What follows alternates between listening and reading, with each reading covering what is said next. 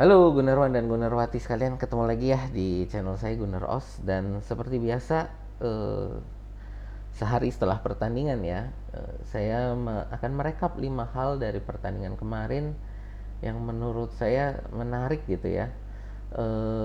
Dan pertandingan ini memang menurut saya kemarin menunjukkan dominasi Arsenal, menunjukkan benar-benar dominasi Arsenal ya dalam pertandingan kemarin, di mana kita berhasil menang 6-0 melawan Lens ya di pertandingan grup B, Champions League gitu ya. Nah, kalau teman-teman sendiri punya fakta yang menarik yang menurut teman-teman mau di-sharing, boleh tulis di kolom komentar di bawah ya. Oke, tidak berlama-lama, hal pertama yang saya mau ngomong ini adalah tentang bagaimana kita kemarin berarti menjuarai grup B ya. Di sini pertandingan di grup B kemarin sendiri ini ada dua pertandingan kan, kita Arsenal menjamu Lens, lalu juga Sevilla menjamu PSV. Ya, di pertandingan kemarin ini Sevilla yang melawan PSV ya, itu mereka hampir menjadi runner up di pertandingan kemarin. eh, Mereka sudah menang 2-0 ya, cuman terjadi kartu merah, membuat mereka di comeback oleh PSV jadi 2-3 gitu. Jadi ya pertandingan yang plot twist lah kalau menurut saya, karena sudah hampir pasti kemenangan 2-0 Sevilla, lalu ya karena kartu merah itu comeback jadi 3-2 oleh PSV ya. Dan dengan kemenangan kita juga kemarin ya, itu sudah menjamin bahwa apapun yang terjadi di pertandingan terakhir, di fase grup ini, Arsenal akan lolos dari grup B sebagai juara grup gitu ya. Jadi nanti undiannya akan melawan para runner up grup gitu ya. Nah, seperti itulah.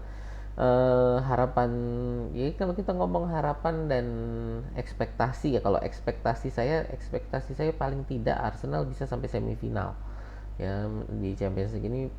Ekspektasi saya paling tidak bisa sampai semifinal.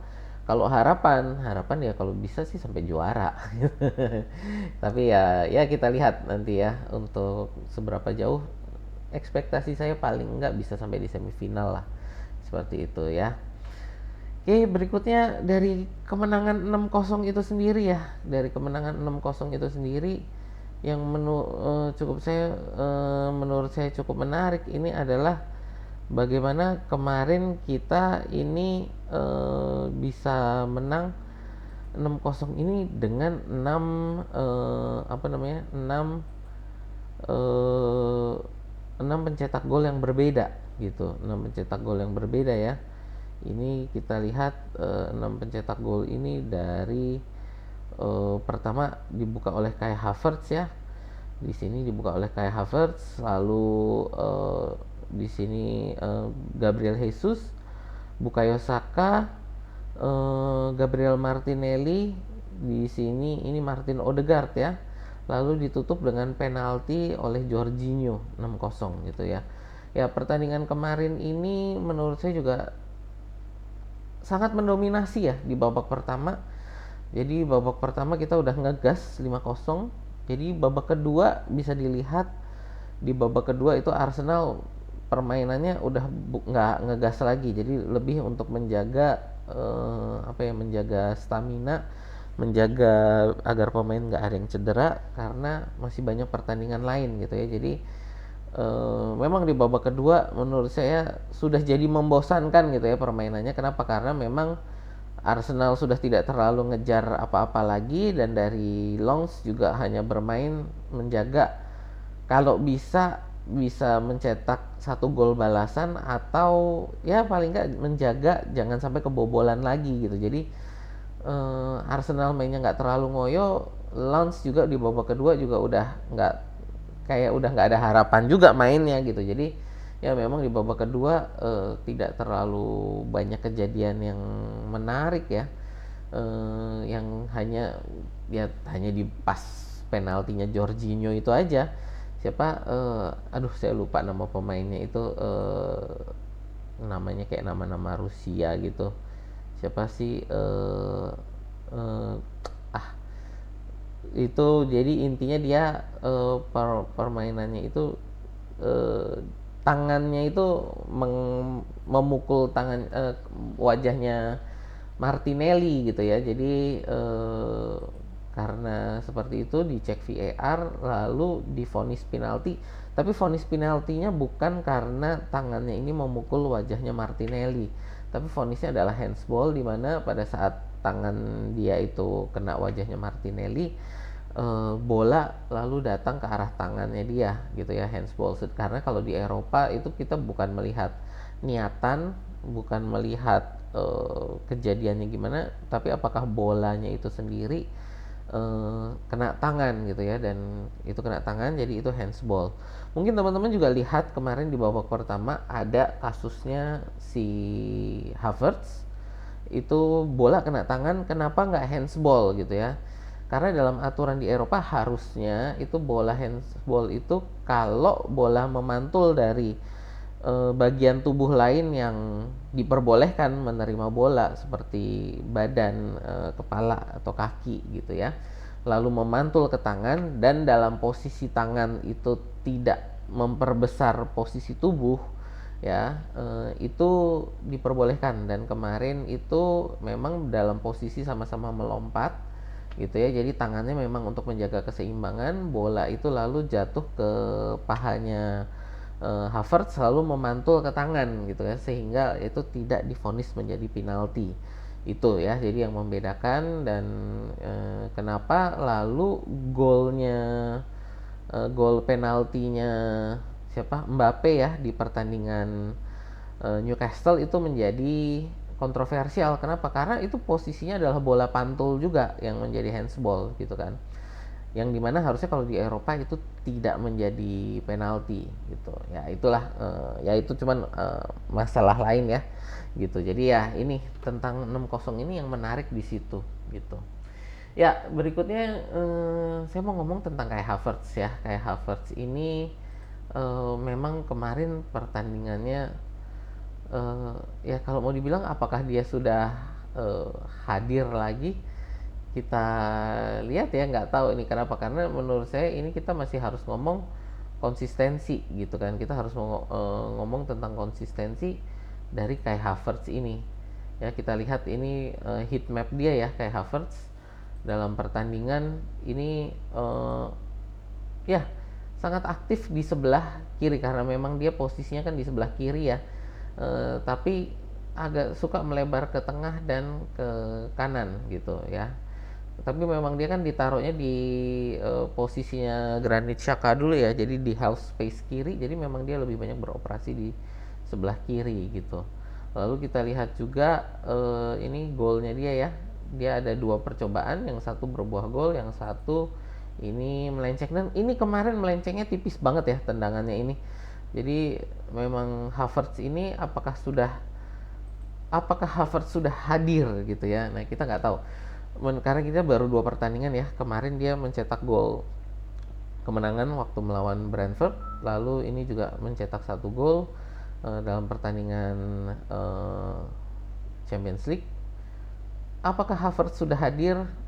Menurut saya kita harus melihat 4-5 pertandingan ke depan. Cuman memang 7-8 pertandingan terakhir Havertz ini permainannya sudah cukup bagus, dan menurut saya itu yang kurang diapresiasi, itu adalah kontribusi pertahanan dia.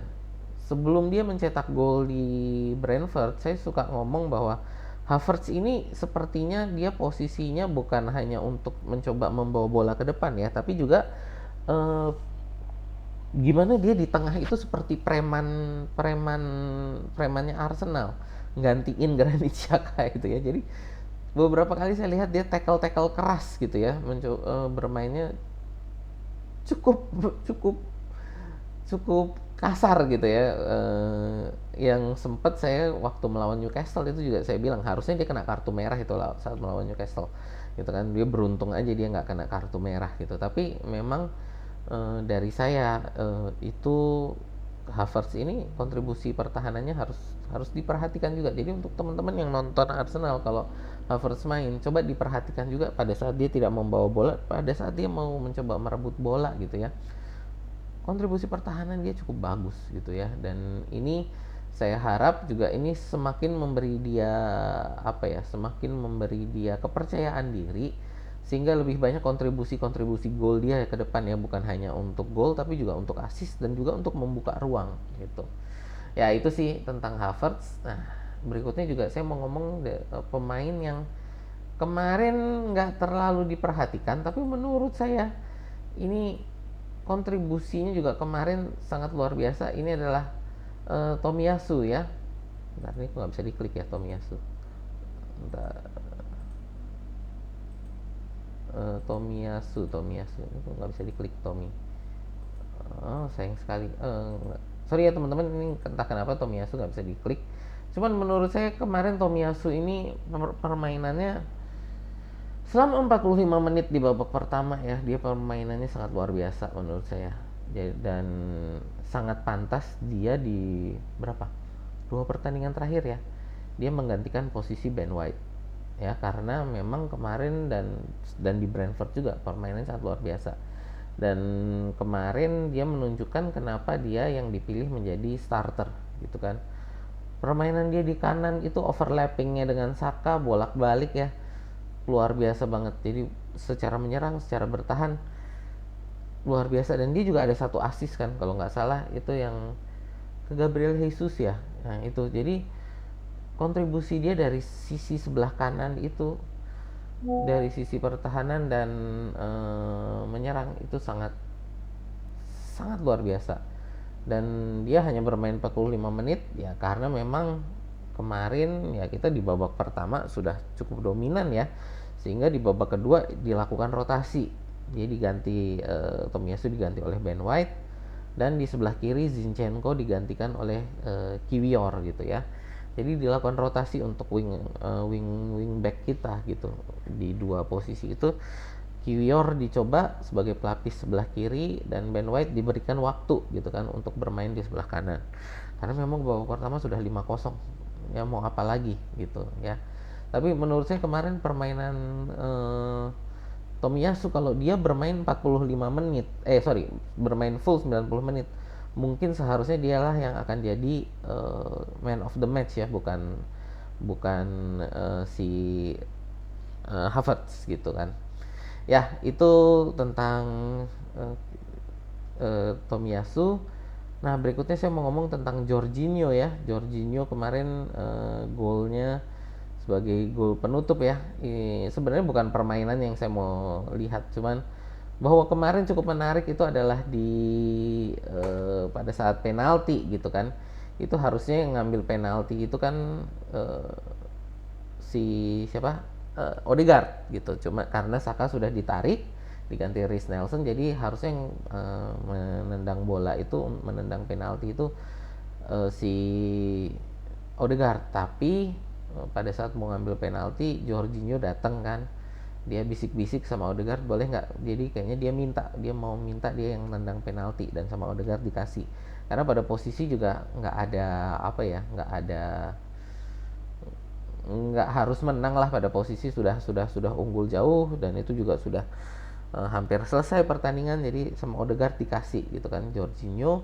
Karena kalau nggak salah kan kemarin pada saat dia di Itali kan dia gagal kan menendang penalti, jadi mungkin ini dia untuk untuk meningkatkan percaya diri lagi, jadi sama Odegaard dikasih gitu kan tendangan penalti itu diambil oleh Jorginho, di mana dia sebelumnya juga di Chelsea kan juga sebagai penendang penalti utama ya kalau saya nggak salah ingat gitu. Dan dia kemarin dengan tenang ya ke pojok kanan bawah tendangan penaltinya.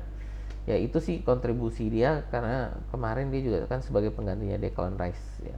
Menurut saya di situ ya cukup